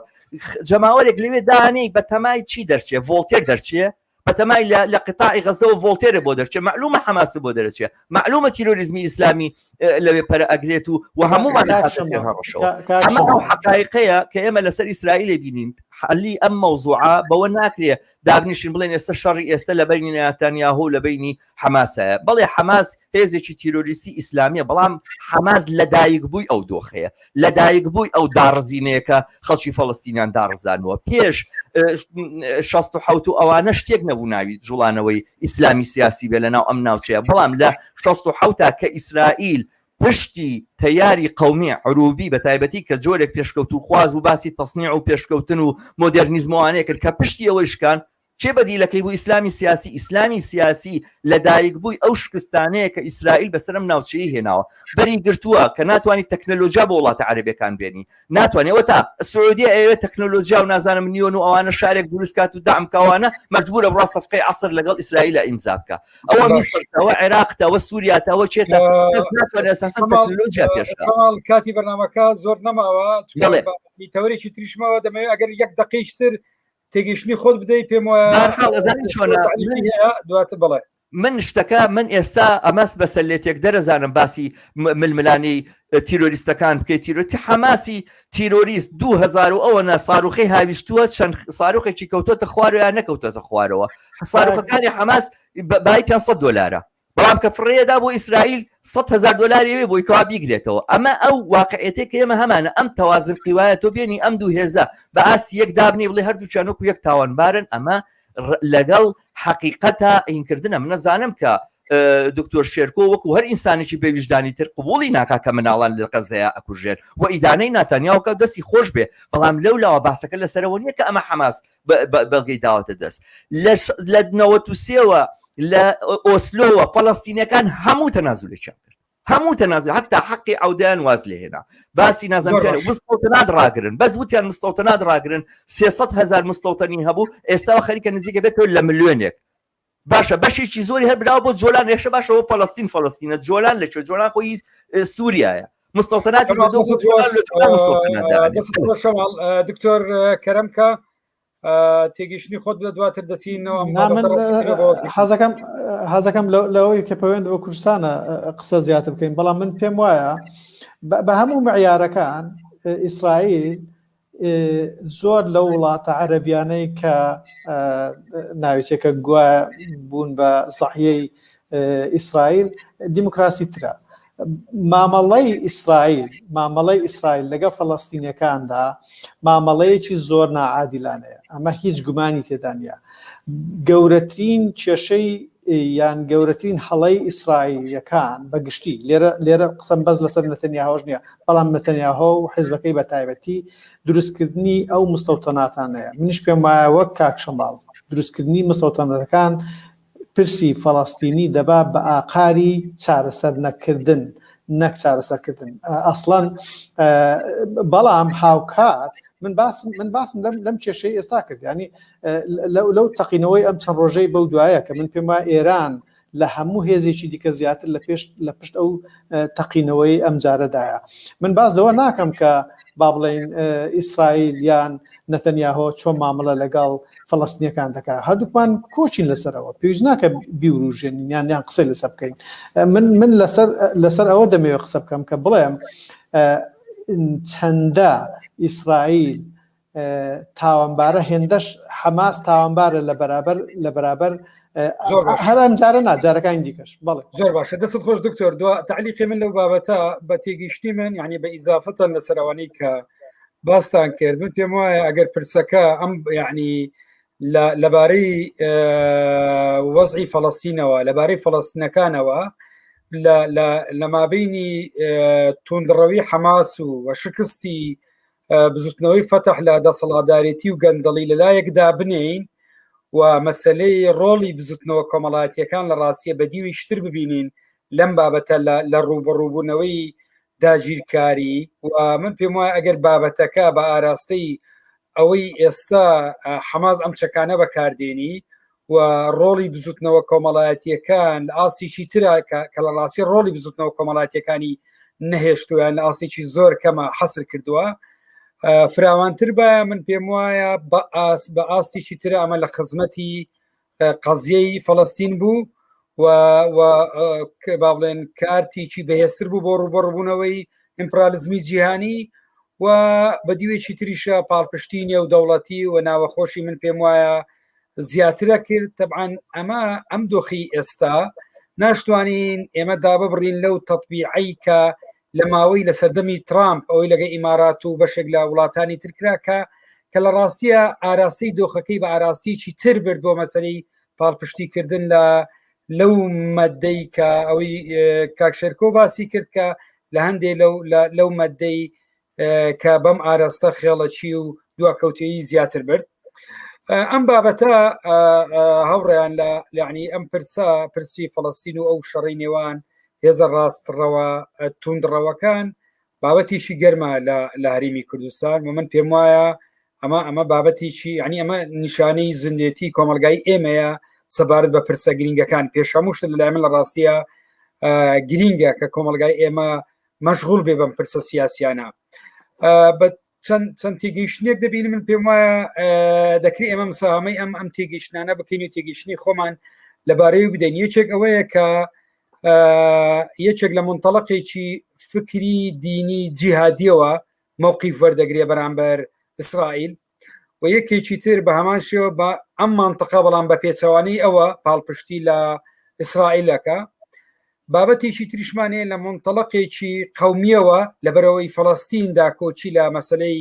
ڕفراندۆمی کوردستان لە داگیرکاری کوردستان و هێزە سیاسیەکان نەکردووە بە هەمان شێوە دژایەتی ئەم بابەتە دەکاتن من پێ وایە هەموو ئەوان تەقەن بەشێکی تریشمانەیە لە مووقیفێکی ئینسانی و لە مووقیفێکی هیومانی و لە مووقیفێکی پرۆژەیەکی سیاسی فکری فراوانترەوە پاڵپشتی لە قەزیەی فەڵەستین و دژی قەیرانی شەڕە من پێم وایە ئەوەی چوارەم بژاردەی دەبێ هەوڵ ببێن بێ بە بژاردەی مرۆڤایەتی واتە ئێمە لە منتەڵەقێکی قەومی ڕوتەوە ئێمە مامەڵە لەگەڵ بابەتە بکەین وەکو ڕەتفعل مەبەستمە لێرەیە و ئەوەی لە پیدەوتری ئەغزوعەتە نا ئەوەی لە منتەڵەقێکی دینیەوە کە ئێستا جاریشتر ئیسلامی سیاسی لە کوردستانە چۆن حەماس وەبەرهێنانی تێدا دەکا بە هەمان شێوەش لە ڕاستیە لە ئێستاە وەبەرهێنانی بەرامبەر دەکرێت و نە لەو منتەڵەقەشەوە کە لەبەرەوەی هێزێکی ئیسلامی تونندڕە و ئێستا ڕۆڵ دەبێنی لەم بابەتە ئێمە دژایەتی مەسەلەی فەڵەستین بکەین لەو منتەڵەقەیەوە من پێم وایە کە ئەمە پرسێکە ڕاستەخۆ پرسێکی پەیوەندی بە داگیرکاریەوە هەیە و بەدیوێ لە دیوەکان لە ڕاستی ئەمە جیاواز نییە لەو پرسی داگیرکاری کوردستان من هەندێک جار دەیمە بەرچاوی خۆم ینی بەرچاوی خۆمان لە ڕاستیە کە ئەمڕۆ ڕۆڵی تورکیا ئەگەبێنە بە ینی ببینین تورکیا ئەمڕۆ زۆر بەڕوونی لە هەموو لایەکەوە داگیرکاری لە کوردستان ئەنجامەدا جگە لە ئاستە مێژوویەکەی ئەمڕۆ بە دیوێکی تریشە لەگەڵ گۆڕانکاریەکان تەدەخلی زیاتر چ لە ڕۆژئاوای کوردستان و چ لە باکووری کوردستان لە زیندانیکردنی هەزارەها کردەوە ئێستا دەیەوێ هەدە پەش قەدەغە بکاتن چ ئێستا لەو کۆنۆڵیا لەو یعنی ئیستعمارە تازایی کە سوود وەردەگری لە گۆڕانکاریەکان لە بارودۆخی نێودەوڵەتی کە بەداخەوە لەلایەن فەڕەنساوە و لەلایەن ئەڵمانیاوە ئەگەر تا دوێنێ بەجۆی لە زۆرەکان ڕوبەڕووی ببایەوە ئەمڕۆ تەطبیقێکی تریشێ لە ڕێگای علاقاتەکانیەوە و ئەمە ئێستا بە جۆریشتر بۆ چۆتە سەر من پێم وایە ئێمە ئەگەرمانەوێ بە باشی داکۆچی لە پرسی ڕەوای گەلی کوردستان بکەین ئێمە دەبێت ڕاستەخۆ دژی شەڕ بین و ڕاستەخۆ دژی ئیمپریالیزمی زیانی بین و پاڵپشتی پرسی فەڵەستینی بکەین لە بارودۆخێکی وهادا شەماڵ کات بۆ تۆ جێ دێڵم دواتر دوام مداخلە دەدەما بەو هینە دەست پێ بکەم هیواجان من لە دژی شەڕ نیم بەڕاستی من لە دژی شەڕ نیم شەڕی خەڵکی فەڵەستین لە بەرامبەر ئیسرائیلە شەڕی ڕزگاری خۆیان شەماڵ من پێ ئێستا شەڕ یعنی من دەمێن باسی ئەو شەڕە ناکەم کە ئێستا هەیە بەڵام من بەڕاستی لە ئیسرائیلە لە دژی شەڕ نیم لە دژی ئیسرائیل مستحقە شەڕی لە بەرامبەر بکرێ کابرا دێتە ماڵەکەت داگیرەکە فلیمێکەیە لەسەر یوتوبوانەی بینی یەهودیەکە جوولەکەی کاچێتە ناو ماڵی فەڵەستینە خەریکە دزیەکە خەریکە شتەکانی داگیرەکەوانە پێڵە لە بۆچی واکە ئەڵە ژا خۆم نیژنەی کەمێژیشکەی کە یعنی کە ئەنەه ماڵیان هین کردوە ماڵیان حەڵاڵە هەر کەسێک بێ زەیتونەکەت بەرێنی ئەچێ ئەی سووتێ نیە نەگەوەی کە مەسەلەن بیبات یا ئەی سووتێ نیە ماڵەکەت وێران ئەکات و ئەوانە یعنی تۆ لە بەرامبەر ئەمە ئەگەر خەڵک پەلامار بات و بەردە بگرێتە ئیسرائیل و ئەمانم بڵێم لە دژی شەڕم ئەگەر ئەم شەڕە بەردەی کێشایەوەی کەوا بێ بە شەڕەتەقە و ئەو شەڕە بکرێت لە بەرامبەر ئیسرائیل بۆ ڕزگاریە وڵاتە بڵێم دژی شەڕم معلومە دژی شەڕ نیم من لە دژی شەڕ لە بەرامبەر ئیسرائیل نیم و پێم وایە ئەمە هەڵوێستێکی دروستی ئینسانی نییە لەم دۆخەیە هەڵوێستی دروستی ئینسانیەوەی دیفاع لە چەساوە و ستەملێکراو بکەیت زانی چی هاوڕێ هیوا ئەگەر ئەوەی کە ئیسرائیل لە بەرامبەر فەڵەستینیەکانە ئەی کاتا ئێستا ئەمە معنای مافەکانی مرۆڤە ئەبێ ئێمە خواحافیزی بکەین لەو ئومێدەی کە ڕۆژە لە ڕۆژان پێمان وابێ ئێمە مافی مرۆڤمان دەستگیرە بێ نەزانی چۆنە وەختی قیەمەکان ئیسرائیل ئاوا ئەیخاتە ژێر پێوە ئەو وەختە تۆ ناتوانانی وەکو کوردێک وەکو چەساوە و ستەملێکراوی کورد باسی پارتیوێچێتی و سەرکردەکانیان ناکەم کە ئەتوانن بەنۆکەرایەتی لە هەموو نیعمەتێک بەهرەمەند بن بەڵام خەڵکی کارگەر و زەحمەت کێشی ئەم وڵاتەی ئێمە ناتوانێت لە خێر و خۆشی ژیانی خۆی بەهرەمەند بێ لە کەرامەتی بەهرەمەند بێ ئەگەر ئەوەی کە ئیسرائیل بەرامبەر بە فەڵەستینەکانی کە ڕەوایە و قبوڵە و شەڕکردن و بەرامبەرچەی ناوێت و پێویست ناکات و با ئاشبین و با بەیەکەوە بژین بێکەوە ژیانی چی لە بنی دنیاوە هاتووە نەیزانێت ئیسرائیل فەڵەستین لەکوێ سابەوەی باڵەتی نەگەین من پێم وایە بەکارهێنانی مەسەلەی شەڕنەکردن یەکسان نییە بە لە دەستدانی ڕۆحیەتی بەرەنگاربوونەوە آخر ئەزانم هەنگاونان بۆ ئەمەزانی چۆنە بەس ئەما من پێم وایە دوو بابەتی جیاوازن تێگەم ئەزانی چۆنە لە ڕێگای چەپیەوە لە بارودۆخی ئەمڕۆ پرسیارەکەوێت لە ڕووی سیاسیەوە لە ڕووی ئەو بارودۆخی لە ئاسی نێودەوڵەتیایە ئایا هەڵکشانی مەدی بزوتنەوەیکی کۆمەڵایەتی کە ڕۆڵ لە ڕێگای ڕوبەڕووبوونەوەی ڕاستەوخۆ یان لە ڕێگای شەڕێکی چەکداری کوندوتیژی چی قازانجان من باز ئەو شەڕی حەمازێکە لە بەرامبەر ئیسرائیلا شەڕێکی ئینتیحاریە ئەزانی خۆسە مەسەلە نووسراوەڵێن شەڕە بە وەکالەت بۆ ئێران بۆ حەماس پێویستی بۆیە وەکیلی چێبێ فەڵەستینی پێویستی بەوەیە وەکیلی چێبێ کابرا خۆی ئەچێ خۆیەکا بە ئاگر و خۆی تەقێنێتەوە گەنجەکەمان لاوەکەمان لە سلێمانی لە هەولێرە خۆی سووتێنە لە پێناوی ئینەکانی خۆی و خۆی تەقێنێتەوە بۆی هەر نمێنێ لە بخێناوی ئەوەی کە ئەو زۆڵ مستەمەی کە لی کراوە ئەوانە خەڵکی فەڵەستین گەیشتۆ بەم ئاستە خەڵکی فەڵەستین وەکالەتی کەس نییە ئەزانی چۆنە باسەکە لەسەرەوەیە کە شەڕ لە بەرامبەر ئیسرائیلە شەڕی چەکدار و ئەمانە جۆرێک ئینتیحارکردنە جۆرێک هینکردن ئەوەی کە ئەتوانێ وەڵام باتەوە بەم دۆخە ئەوەیە کە جوڵانەوەیکی جەماوەری فراوان لە بەرامبەر ئیسرائیلە بەڕێکەوێ و بەڕاستی من لە کوردستانە ئەم دەنگە لاوازە بینم من بە پێچەوانێتەوە هاوڕێ هیواوە نیشانەی زیندوەتی کۆمەلگای ئێمە نبینم کە دابەشبین بە دوو بەشێکی ئیسلامیە لەبەر خاتری موسڵمانبوونی فەڵەستینەکان و بەشێکی تریشی ڕاستیستە لەبەر خاتری ئەوەی کە فەڵەستینەکان عەرەبن ئەمیان لایەنگریەکە ئەمیان دوژمنایەتیەکە دەنگی ئازادی خوازی کوا لە هەولێرە لە سلێمانیە دەکەس بێتە سەرجادە لافیتێکە و بڵێ بەسە ئەو زوڵم و زۆرەی لە بەرامبەر خەڵکی فەڵەستینە ئەکرێ آخر ئێمە خەڵکی کوردستان لە دۆخێکە لە ناوچەیەکە ئەوەی کە بەرامبەر فەڵەستینەکان ئەکرێ ڕەوابێ بێئومێد بین لە مافەکانی خۆمان و بەڕاستی ئەوەی کە فەڵەستین تەحملی کردووە لە ئیسرائیل و ئەو قیەمانەی کە ئیسرائیل چاندوێتی لەم ناوچەیە هەر ئەوە وای کردووە کە پێشێکردنی مافەکانی ئینسان لەم ناوچەیە ئاسان بێ و خەڵک لە مافەکانی ئینسان بێ بەڕاستی کاتی بەرنامەکە درێژەکەمەوە ئەوڵە دەم داریشتر چەند قوڵەچێک بێمە وڵات دکتۆر شێرکۆ دێمە لای جەنابێت ئێمە چۆن ئەم پرسە گرێ بدەینەوە بە پرسی ڕەوای گەلی کوردستان و ئەم دابەشبوونە چی لێ ئەخوێنیتەوە ئێمە لە کاتێکە ئێستا کۆچی یعنی ڕوبەڕووی ئەم داگیرکاریە قسە لەسەر وەزعی فەڵەستینەکەین ئێستا تورکیا یعنی ئەوەی تورکیا ئاکا و کۆمەلگای نێودەوڵەتی قسەی لەسەر ناکە و ڕایگشتی لەسەر دروست نابێ کەمتر لە ئیسرائیل و ناتەنیاهۆ ناکە لە چ لە باکووری کوردستان چ لە باشووری کوردستان ڕای جەنابەت لەم بارەیەوە من پێم دەزانین چیە خۆی پرسەکە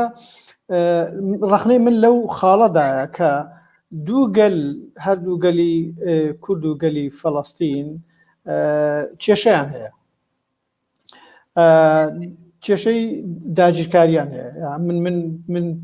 لەبەرەوەی کە پێمە ئیسرائیل دەوڵەتێکی دیموکراسی ترە لە وڵاتانی دیکەی عەرەبی یان ئیسرائیل با بڵێن زۆر مرۆڤ دۆسترە لەوەی کە حەماس هەیەتیمانە ئەوە نییە کە فەڵەستینەکان کێشەیان نییە ئەو پرسە هیوادارم تێکەڵ نەکرێت بەڵام من کێشەکە لەوە دەبینم کە دوو گەل هەن گەلی کورد و گەلی فەڵەستین هەردووشیان کێشەی داگیرکاریان هەیە بەڵام لە یەک ناگەن ینی هاوپشت و هاوخەباتی یەک نین لەم پرسەدا لە چارەسەرکردنی ئەم پرسیاندا بە پێچەوانەوە لە زۆر شوێن مەسەلە من فەڵەستین ئەوەنەی فەڵەستینیم دیبێ ئەوەنەی هەڵوێسی فەڵەستینیم دیبێ نەکەر ئەوەی کە ئیدعا دەکرێت ئەوای گوت ئەو ئایا گوتونێ ینی گەلێکە بە گشتی دژی مافەکانی مافەڕەواکانی گەلی کوردە ینی ئەمە واقع ینی فاکتە شتێک نییە زانیاریەکی ئەوە بێتن ینی بە کۆمەڵ بە حزب بە سەرکردە بە بنکردە ئەمە دەردەبڕن بەڵام ئەوە لە چێوە هاتووە لەوە هاتووە کە هاوکاتە گەگەلی کوردیش دژی مافەکانی فەڵەستین بێ هەر پەیوەندی بەوە هەیە کە کورد بۆ خۆی ئاراستەکانی خۆی دیاری ناکە بۆیە مەسەلەن دژیەتی یان لەگەڵیەتی ینی ئەوەی کە لەگەڵ پرسی فەڵەستینە لە ڕاستیە من بە خەمخۆری پرسی فەڵەستینی نابینم هێندەی کە پەیوەندی بەوە هەیە کە داخۆ ئەردۆگان دەیەوێت تۆ چه هەڵوێستێک وەرگری یان ئێران دەیەوێت تۆ چه هەڵوێستێک وەرگری لەم پرسەدا یان ئایدۆلۆژیەن تۆ دەبێت چه هەڵوێستێک وەرگری پرسەکە هەڵ قوڵاوی تێگەیشتنیەکی ڕاستەقینە نیە لە پرسی فەڵەستین فەڵەستینەکانیش هەمان شێشیان هەیە لە بەرابەر جۆرێکە لە ڕەتفعل جۆرەکە لە ڕەتفعل پێیان وایە لەبەرەوەی کە مەسەلەن گوایە ئێمە شەڕی ئەردۆگان دەکەین گوایە ئەردۆگانیش پشتیوانی لە ئیسرائیل لە فەڵەستینەکان دەکات کەواتە ئەوان دەبێت دژی فەڵەستین بن یعنی ناحاڵی بوونەکەیە لە بەرابەر ئەم دوو گەلەیە هەردوو گەل بە تەسەوری من دەبێت لێکتێگەیشتنی چاکتریانەوێ بۆ پرسەکانی یەکدی بۆی بتوانن لە دیدێکی ئینسانیانەوە لە دیدێکی نەتەوەیی وەگەوەی کە نەتەوەی کورد بێ ئەوەش نەتەوەی فەڵەستین بێ ژێردەست بن هەڵقوڵات بێ بەڵام من دەمەوێت خاڵێک دیکە لەوە لەسەر پرسی لە بەستنەوە بە پرسی کووردا بیبەستمەوە من پێم وایە سەرڕای ئەمە فەڵەستینیەکان یان لانی کەم ڕاگەاندنی فەڵەستینی یا ڕاگەاندنی عەرەبی یا ڕاگەاندنی ئیسلامی زۆر باشتر ئیشەکە لە بەجیهانیکردنی پرسی فەڵەستینە کورد بەداخەوە مەسەلەن نەیتوانیوە بەم شێوەیە ئینتەرناسیۆنالیزمی پرسەکەی خۆی بکات لە هەر کاتێک کە ئەفرین داگیر دەکرێت مەسەلەن پرسێکی زۆر پشتگوێخرا و لاوە چییە نە لە ئاستی جیهانە باسەکرێت نە لە ئاستی ناوچەکە بەڵام لانی کەم فەڵەستینەکان لەوە لە ئێمە سەرکەوتوترن من بۆیە پێم وایە کە ئەمە ڕەخنەیەک لە ڕاگەاندنی کوردیان لە تەواوی کۆمەڵگەی کوردیان لە سەرکردایەتی کوردیان لە حزبەکانی کوردی دەکرێت بگیرێتن لەبەرەوەی کات نەماوەز نامێ زیاتر قسە بکەم دکتۆر جامن یەک خاڵیتر لێرە ئیزافە بکەم شەماڵ دواتر یەک دقیق دەدەمە جەنابەت من یعنی یەکێک لە خاڵی هاوبەش ئێستا لە نێوان فەڵەستین و کوردستان دەبینم ئەویش ئەوەیە کە ئەو جۆرە لە دەسەڵاتدارێتی یعنی بورژوازیە کە دێتە سەدەسەڵات بورژوازیەکی تاڵانکەر بورژوازیەک نەدەتوانێت وەزیفەی گۆڕانکاری کۆمەڵایەتی و بنیادنانی ئابوووریەکی بەهێز بنیاد بنێ و نەجۆرێک لە دڵنیایی ئابووری و بێکەوە ژیان دروست بکە و نەدەتوانێت قۆناغی ڕزگاری نیشتیمانیش تەواو بکە من پێم وایە ئەمڕۆ خاڵێکی هاوبەشێ ئێمە لە بەردەم هێزانێکی دەسەڵاتداری بۆرژوازین چ لە فەڵەستین و چ لە باشووری کوردستان کە ئەم دوو هێزە لە ڕاستیە وەزیفەی نیشتیمان بوونیان بەداخەوە لە دەستداوە بوون بە هێزێکی بۆرژوازی تاڵانکەر نەک ئەمە خۆیان ناتوانن ڕەوایەت بۆ ڕوبەڕووبوونەوەی ئەم داگیرکاریە بدۆزنەوە بەڵکو کاریگەریان لەسەر ئەگەر شیاوی ناوی لێ بنین ئەم جۆرە لە بزوتنەوە کۆمەڵایەتیەش دروست کردووە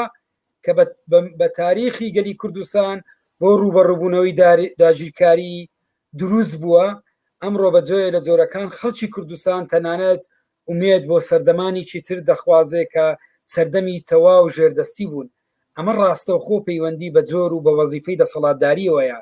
ئەمەش لە ڕاستیە ئەمە لە جەوهرە جۆرێکە لە تێکەڵاوکردن وەگەوەی شێرکۆ باسی کرد ئەمە بەمانەی ئەو نییە مە پاڵپشتی ئەم ڕایە بکەین بەڵکو دەبێ ئیسرار لەسەرەوە بکەین کە دەبێت لە ڕاستیە ئەم گەلانە لە ژێردەستەیی نەجاتیان بێ و بە مافی چارەنووسی خۆیان بگەن لە پاڵ ئەوە ئەمە دابڕاو نییە کە تێکۆشان یعنی تێکۆشان بۆ ڕزگاری نیشتیمانی دابڕاونیە لە تێکۆشان بۆ بەدەستێنانی ژیانی یەکسانی و عەدالەتی کۆمەڵایەتی من پێم وایە ئەمە لە پەیوەندیەکی دیالکتیشیدان و دابڕاندنی ئەم دۆخەی ئێستای فەڵەستین و هەرێمی کوردستانی لێ دروست دەبێ کە جۆرێک لە ڕوحیەتی بێهودەیی دروست کردووە شەمار کەرەمکە مەڵێ من لە ڕاستی سەبارەت بەوەی کە ئەمە چ پەیوەندێکی بە مۆزۆی کوردستانەوە هەیە من کاتی خۆی لە گفتوگۆیەکە لەگەڵ سایتێکی عەرەبی لە میسر قسەیەکم کرد سەبارەت بە ڕۆژاوای کوردستان مەبەستم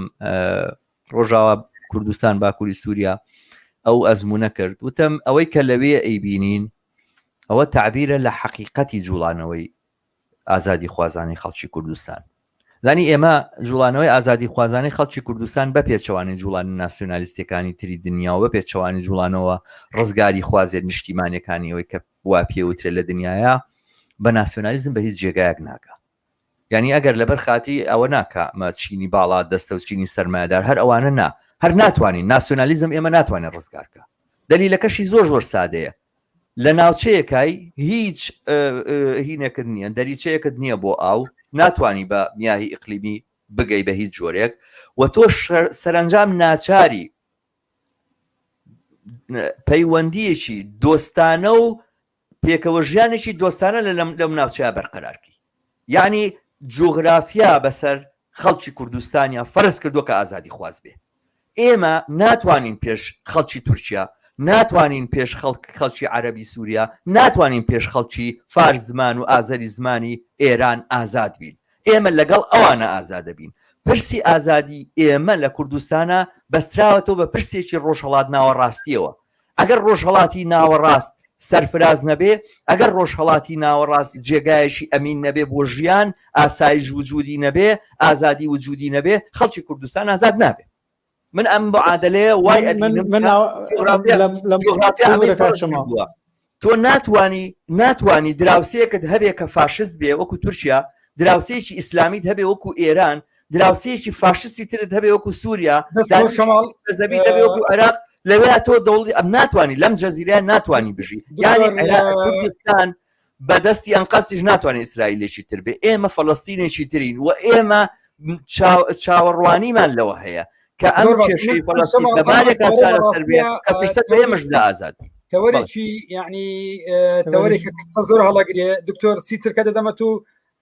ویست قسێ بکەیت دواتر کۆتایی بە بەرنامەکە دێنم. دووادارم لە دەرفەتی ترە ئێمە گفتوگۆی زیاتر لەسەر ئەم بابەتە ئیشکەلاویانە بکەیت.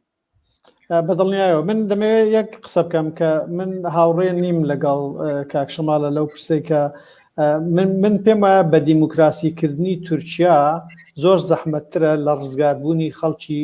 کوردی تورکیا. لەبەرەوە هاوڕانیم لەو پرسەدا و پێشم وانییە کە کورد بتوانێت بەبێ ناسیۆنالیزم ڕزگاری بێ. من پێم وایە ناسیۆنالیزمی کوردی دەتوانێت کوردستان ڕزگار بکە، بەڵام ئەو ناسیۆنالیزمەی نا کە بیری و خەمی جیرفانی خۆیەتی و یا جیرفانی کوڕەکانێتی و یان ئامۆزاکانێتی، ئەمانە ناسیۆنالیزم نینە. ناسیۆنالیزم کاکە گیان بە شێوەیەکی زۆر بەسیط بۆ خەڵکی کوردستان ڕووکەمەوە کە ئەم هێزانە بۆچی ناسیۆنالیزم نین. ناسیۆنالیزم یعنی کەسێک یا حزبێک کە خەمی نەتەوەکەی بێ، خەمی هاوڵاتێکی بێ. ئەو کەسەی کە ئەمڕۆ کە خۆی سوتاندووە لە هەولێر ئەم خەمی ئەو بێتن. ئەوەی ئێستا بە ناوی ناسیۆنالیزمی کوردی قسە دەکا، خەمەکانی لە خەمی بنەماڵەیەک تێپەڕ نابێ. ئەمە نابێتە خەمی ناسیۆنالیزم خەمێکی زۆر گەورەترە لەوە. دکتۆر من ئەوەی شەماڵ کە باس لە مەسەلەی دیموکراسی بوونی ئەم وڵاتانە کرد، تەمان لەناو بزوتنەوەی ڕزگاری خوازی گەلی کوردستان لە سەردەمانێکی دوور و درێژە مەسەلەی دیموکراسی بۆ عێراق و مافی بڕیاردانی چارەنووس بۆ گەلی کوردستان ئەمە دروشمێک بوو و ئەم دروشۆش لە ڕاستیە گفتوگۆی زۆر هەڵەگرێ لەم ڕۆیە. هیوادارم لە دەرفەتی ترە ئێمە لەو بارەیەوە من باسی دیموکراسی نەکرد، بەس توان ڕاستکردنەوەی بکەم. قسە لەسەر دیموکراسی نییە، قسە لەسەر کەمکردنەوەی ڕق و چینەی ناسیۆنالیستیە، قسە لەسەر ئازادی ئینسانە. دیموکراسی و ئازادی بۆ من وەکو یەک نین. باسی دیموکراسی ئیسرائیل دیموکراتیکە لە چاو سعودیە کە بە شمشێر خەڵک دیموکراتیکە، بەڵام فڵاتێکی ئازاد نییە، هەر فڕێشی بەسەر ئازادیەوە نییە. پرسی دیموکراسی یعنی لە دیدی کەسێکی چەپەوە لەگەڵ کەسێکی لیبرالی و کەسێکی ئیسلامی گفتوگۆی زۆر هەڵەگرێ. من زۆر خۆشحاڵ بووم بە تایبەتی لەم بەرنامەیە کە گفتوگۆی باشمان کرد و ڕای جیاوازی شەبوو. ئەمە لە ڕاستیە زۆر گرینگە. هیوادارین بتوانین دەست بەم جیاوازیانەوە بگرین. ئەمە نیشانی بێگومان وەکۆی لە سەرەتای بەرنامەکە وتمانە وەکو بنەمای ئەم کەناڵە، ئەمە نیشانەی دەوڵەمەندیمانە و ئێمە پەرە بەم جیاوازیانە دەدەین. و سوپاس کە ئەم ماوەیە لەگەڵ من بوون، بە تایبەتی دکتۆر شێرکۆ کرمانچکە یەکەم جار بوو لەگەڵمان بوویت. دکتۆر 4 ساڵ پێش ئێستا شەر بە سوتفە وەکو ئەمڕۆ بێکەوە گفتوگۆیەکمان لەسەر کتێبەکەت کە لەبارەی پرسی شوناس و مەسەلەی هەویە لە عێراقا سوتفێ سیر بوو. کاتێکی خۆش بۆ بینەران تا پرۆگرامێکی تازە لە کەناڵی هیوا پێتان دەگەینەوە. کاتێکی ئارام بۆ هەمولایەک. هیوادارم بینەران بۆ پاڵپشتی ئەم کەناڵە لە خوارەوە سەبسکرایبی کەناڵی یوتیوبی کەناڵەکە بکەن بۆ پەرەپێدان و بۆ گەیشتنی هەواڵ و بەرنامەکان پێیان کاتێکی ئارام بۆ هەمولایەک. سپاس. سپاس.